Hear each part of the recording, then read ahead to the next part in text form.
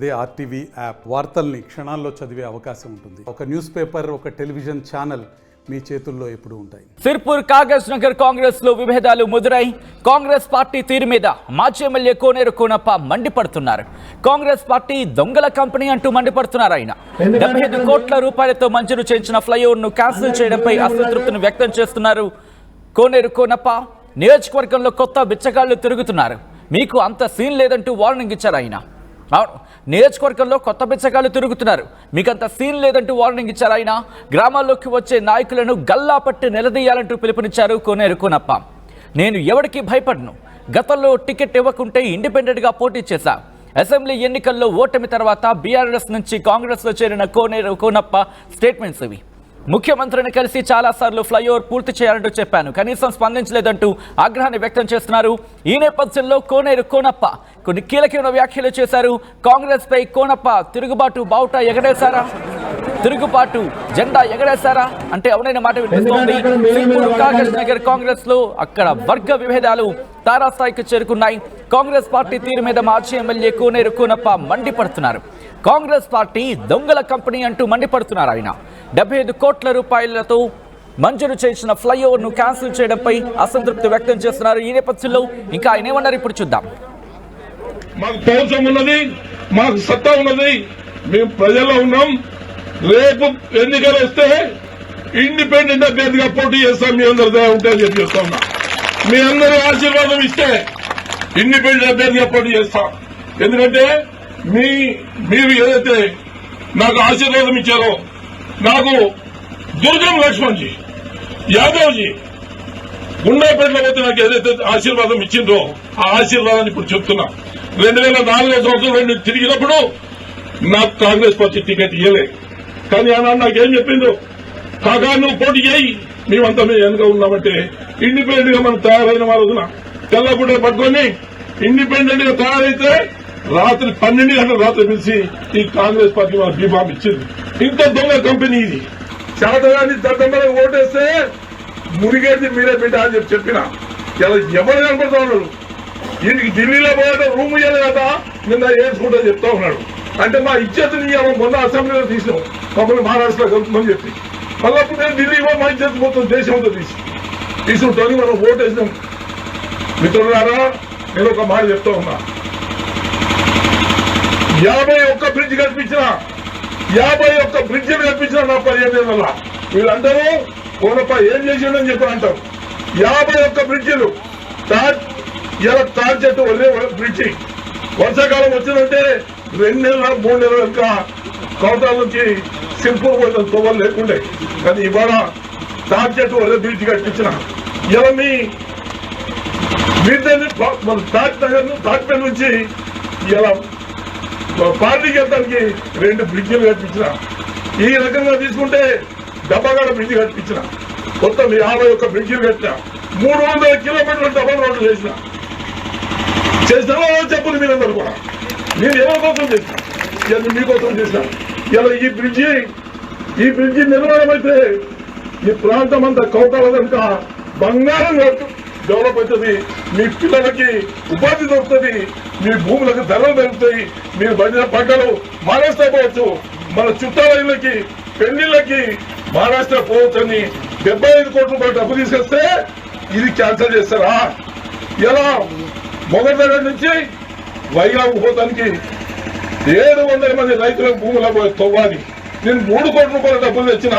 ఈ కాగితం నేను తెచ్చిన రోడ్డు క్యాన్సిల్ చేపించిండు, నేను తెచ్చిన రోడ్డు క్యాన్సిల్ చేపించిండు, బాలేపల్లికి రోడ్డు తెచ్చిన అది క్యాన్సిల్ చేపించిండు. అంటే మరి ఎలా ఎవడెవడో వచ్చి ఇక్కడ ఊరేగుతా ఉన్నాడు, మీరు అది చేస్తా ఇక్కడ 9 ప్రాజెక్టు కడతాను. ఒక పటేల్ వచ్చిండు, ఇంకొక పటేలు రేపే కట్టిస్తా అని చెప్పి చెప్తా ఉన్నాడు, రేపే కట్టిస్తా అని చెప్పి చెప్తా ఉన్నాడు. అరే నాయన, మీకు అంత సీన్ లేదా బిడ్డ?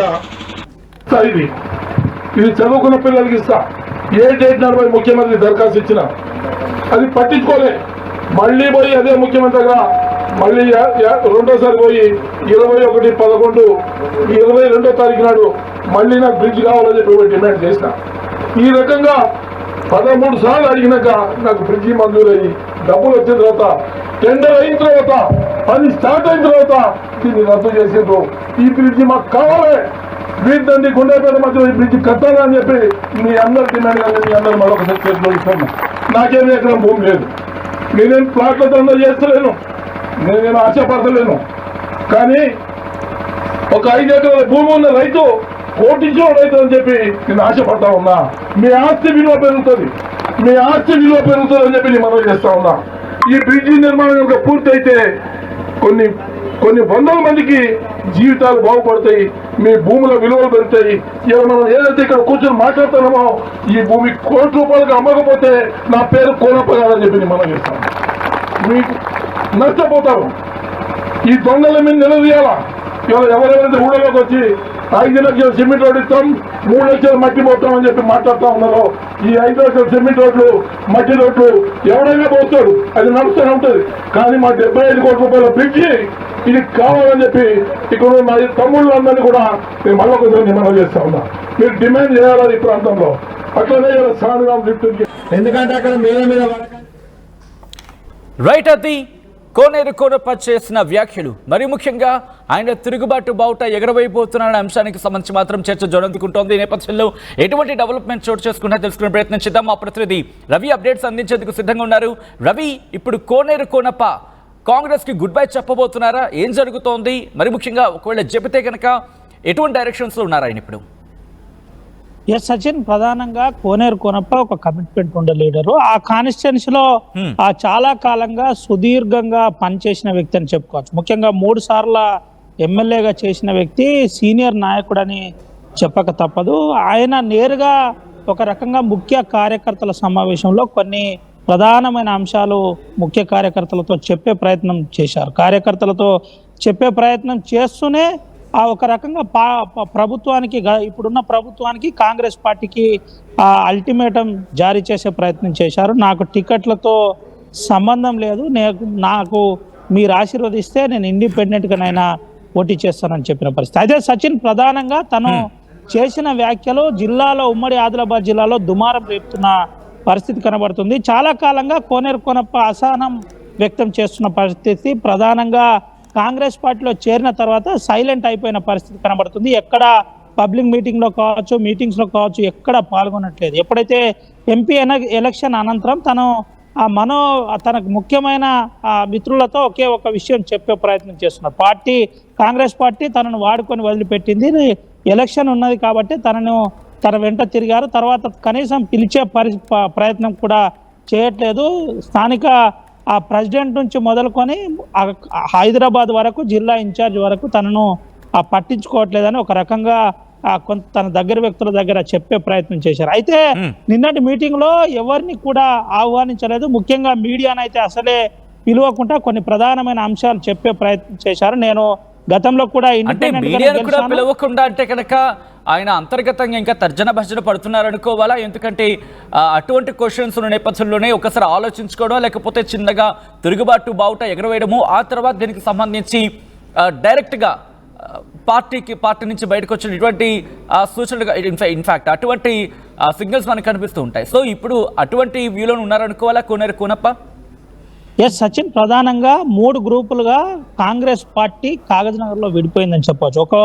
ఒక గ్రూపు ఎమ్మెల్సీ దండే విఠల్, మరో గ్రూపు రావి శ్రీనివాస్, ఇంకో గ్రూపు కోనేరు కోనప్పగా ఏర్పడింది. అయితే కోనప్ప కంప్లీట్ సైలెంట్ అయిపోయిన పరిస్థితి, ఎక్కడ కూడా ఎవరితో కూడా మాట్లాడకుండా కొన్ని అంశాలు నేరుగా గ్రామాల్లోకి ప్రజలతో చెప్పే ప్రయత్నం చేశారు. ఎవరైనా తట్టెడు మట్టి మట్టేశారా, ఏదైనా అభివృద్ధి చేశారా, నేను చేసిందే ఇంకా చెప్పుకుంటూ తిరుగుతున్నారు. నేను 300 కిలోమీటర్ల డబుల్ రోడ్ వేయించాను, 51 బ్రిడ్జ్ నిర్మాణం చేశాను, దాదాపుగా 75 కోట్ల రూపాయలతో ఒక ఫ్లైఓవర్ కోసం నేను అహర్నిశలు కృషి చేశాను. అది ముఖ్యమంత్రి వెనకాల పడి గత ప్రభుత్వంలో శాంక్షన్ చేయించాను. ఆ ప్రభుత్వం పోయిన తర్వాత మళ్ళీ ఇప్పటి ముఖ్యమంత్రికి కూడా కలిసి చెప్పే ప్రయత్నం చేశాను. అక్కడ అత్యవసరం ఉంది, దబ్బా బ్రిడ్జ్ ఏదైతే ఉందో అది అత్యవసరం ఉంది, ఆ బ్రిడ్జ్ నిర్మాణం చేయాలి, టెండర్ కోడ్ అయింది, పనులు నడుస్తున్న తరుణంలో దాన్ని క్యాన్సిల్ చేశారు, వెంటనే పూర్తి చేయాలని చెప్పే ప్రయత్నం చేశాను. అయినా తనను ఎవరు పట్టించుకోలేదు, తన మాటకు విలువలేదని మానసికంగా ఇబ్బంది పడ్డ పరిస్థితి కనబడుతుంది. అయితే దీంతో పాటు కార్యకర్తలతో ఒకే ఒక విషయం చెప్పారు. కోనప్పకు పార్టీలు అవసరం లేవు, ప్రజలే ప్రధాన బలం అన్న విషయం మీ అందరికీ తెలిసిందే. మీరు ఆశీర్వదించారు, మీకోసం ఆ కోనప్ప ఉన్నాడు. కోనప్ప గ్రామాల్లో తిరుగుతూ ప్రజలకు అందుబాటులో ఉండే వ్యక్తి కాదా మీరే చెప్పాలని నిన్న నేరుగా కోనప్ప అక్కడ విరుదండి ప్రాంతంలో మీటింగ్లో చెప్పే ప్రయత్నం చేశారు. విరుదండి మీటింగ్లో ఇంకా కొన్ని కీలకమైన అంశాలు చెప్పారు. కొంతమంది ఆ బచ్చగాళ్ళు వచ్చేసి అభివృద్ధి చేసే ప్రయత్నం చేస్తానంటున్నారు. అదేవిధంగా ఇటు ఆ ప్రాణహిత చేవెళ్ళ ప్రాజెక్ట్ అయిపోతుందని చెప్పే ప్రయత్నం చేస్తున్నారు. బిడ్డ మీకు ఆ సీన్ లేదు, పరిస్థితులు ఏంటో నాకు మొత్తం తెలుసు అని చెప్పే ప్రయత్నం చేస్తూనే మీ అందరికీ నేను ఒక విషయం చెబుతున్నాను, కోనప్ప మీతో ఉన్నాడు, నిలబడతాడు, నిలబడి పోరాటం చేస్తారు. నా దగ్గర ఉన్న ఆధారాలన్నీ ప్రజలకు ఇస్తాను. నేరుగా ఎవరొచ్చినా గ్రామాల్లోకి ఎవరైనా నాయకులు వస్తే వెంటనే ప్రశ్నించండి అంటూ కొంత అల్టిమేటం జారీ చేసే ప్రయత్నం చేశారు.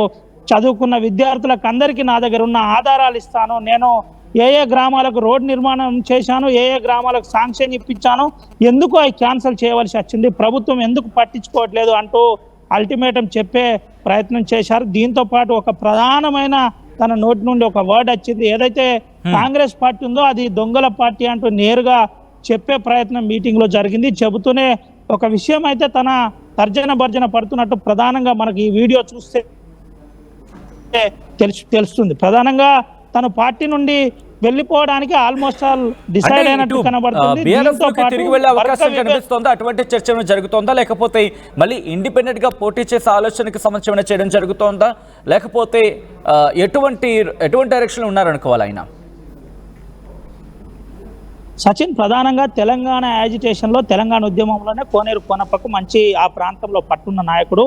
ఆ యాజిటేషన్ లోనే ఇండిపెండెంట్ అభ్యర్థిగా అప్పుడు కావేటి సమయ పైన గెలిచిన వ్యక్తి. అయితే ఈ అంశంలో ఇంకా సీరియస్ గా బీఆర్ఎస్ పార్టీలో పనిచేసిన తర్వాత, 2 సార్లు ఎమ్మెల్యే చేసిన తర్వాత ఒక విషయం చెప్పే ప్రయత్నం, అంటే ఒక ప్రచారం అయితే జరుగుతుంది. మళ్ళీ ఆ కోనేరు కోనప్ప టీఆర్ఎస్ పార్టీకి మళ్ళీ బీఆర్ఎస్ పార్టీకి వెళ్తాడనే ఒక ప్రచారం జరుగుతుంది. కానీ కోనప్ప నిన్న చెప్పిన విధానాన్ని చూస్తే మళ్ళీ తన స్వయం ప్రణాళికను రూపొందించుకుంటున్నట్టే కనబడుతుంది. గ్రామాల్లో తనకంటూ ఒక ప్రత్యేక వర్గం ఉంది, ఆ వర్గంతో ఆ కార్యకర్తలతో మాట్లాడే ప్రయత్నం చేస్తున్నాడు. ఎట్టి పరిస్థితుల్లో కోనేరు కోనప్ప మీ వెంట ఉంటాడు, ఎవరొచ్చినా ప్రశ్నించండి అని అన్నాడంటే ఖచ్చితంగా అల్టిమేటం ఒక రకంగా జారీ చేస్తున్నట్టే. ఇప్పటికే చాలా ఆ రోజుల నుండి ఒక అంతర్మదనం పడుతున్నట్టు మనకు తెలిసింది. ఎవరు తనకు గౌరవించకుండా ఆ మీటింగ్లు ఇష్టానుసారంగా పెట్టుకోవడం తనను ఇబ్బంది పెడుతున్నట్టు తెలిసింది. తను ఉండగానే ఆడ ఎమ్మెల్సీని తీసుకురావడం చాలా ఇబ్బందికరంగా ఫీల్ అవుతున్న పరిస్థితి. అంటే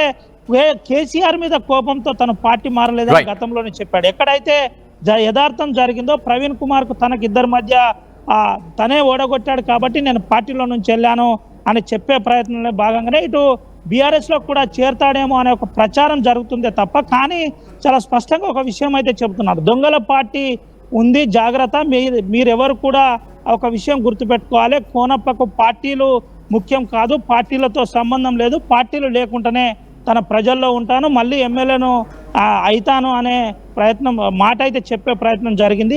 ఏది ఏమైనప్పటికీ తను చేసే ప్రధానమైన అభివృద్ధి అంశంలో ప్రజలకు చెప్పే ప్రయత్నం జరుగుతుంది. వెంటనే గ్రామాల్లో ఉన్న ముఖ్య కార్యకర్తలతో తను సమావేశం కూడా ఏర్పాటు చేసుకొని వారితో మాట్లాడుతూ విషయం చెప్పే ప్రయత్నం జరుగుతుంది. తను ఉన్నప్పుడు ఎట్లుంది, ఇప్పుడు ఎట్లుంది, ఎవరైనా తట్టెడు మట్టేశారా అనే సూటిగా ప్రశ్నిస్తున్నారు. మిమ్మల్ని ఎవరు పట్టించుకుంటున్నారు? నేను అప్పుడే చెప్పాను, ఒకవేళ కోనప్ప ఓడిపోతే మీ పరిస్థితి ఏ విధంగా ఉంటుందో నేను తర్వాత మీకు తెలుస్తుంది అని చెప్పినట్టుగానే ఇప్పుడు జరుగుతుంది. ఖచ్చితంగా మీ వెనుక నేను ఉంటానని చెప్పే ప్రయత్నం అయితే జరిగింది. అయితే కాంగ్రెస్ పార్టీలో ఈ విభేదాలు కాంగ్రెస్ పార్టీలో బగ్గుమనంగానే అటు అధిష్టానం కూడా కొంత కోనప్పతో మాట్లాడే ప్రయత్నం చేసినప్పటికీ తను లైన్లోకి రావట్లేదని మనకైతే పక్కా సమాచారం ఉంది. మొత్తానికి కోనేరు కోనప్ప దారెటు ఉంటుంది, ఎవరితో ఏ పార్టీలో జాయిన్ అవుతాడా, ఏదైనా పార్టీలో జాయిన్ అవుతాడా, లేక తనే స్వయంగా ఇండిపెండెంట్ గానే ఉంటూ ఆ ప్రజలతో ఉంటాడా వేచి చూడాలి. సచిన్.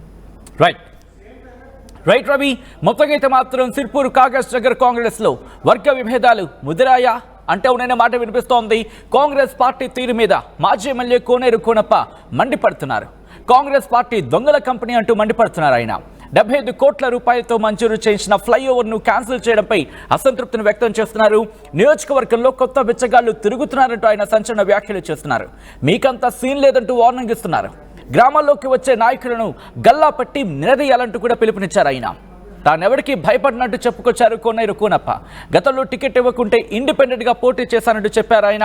అసెంబ్లీ ఎన్నికల్లో ఓటమి తర్వాత బీఆర్ఎస్ నుంచి కాంగ్రెస్ లో చేరారు కోనేరు కోనప్ప.